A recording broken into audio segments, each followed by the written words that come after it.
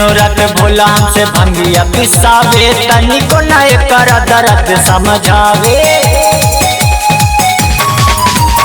दिनों रात भोला हमसे भंगिया पिसावे, तनिको न एकर दर्द समझावे। आधी रातिया में भंगिया कुटावे हो, हमारो से भोला देखा भंगिया पिसावे, तनिको न एकर दर्द समझावे। हमारो से भोला देखा भंगिया पिसावे, तनिको न एकर दर्द समझावे।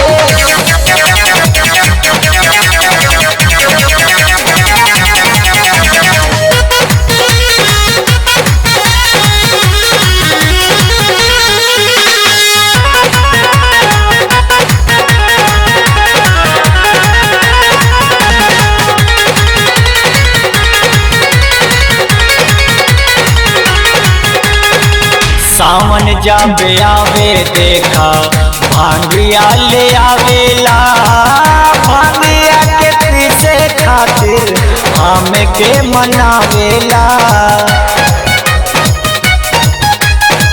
सावन जाबे आवे देखा भांगिया ले आवेला, भांगिया के पीछे खातिर हमें के मनावेला।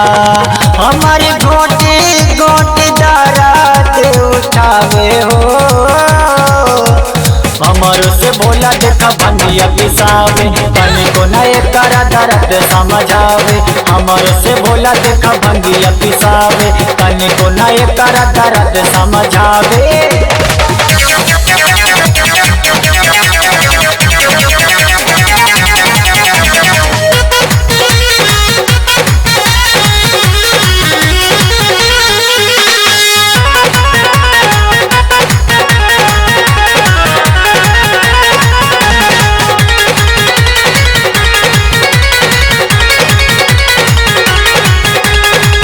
दिन भर करीले हम ये तैयारी हो, आवते ही मांगे भांग भोला भंडारी हो।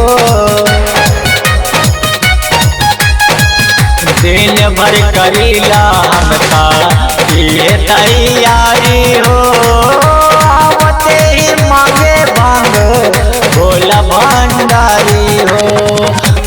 चिलाम पचिलाम चढ़ावे हो, हमारो से भोला देखा भंगिया पिसावे, तनिको न एकर दर्द समझावे। हमारो से भोला देखा भंगिया पिसावे, तनिको न एकर दर्द समझावे। जय भोले।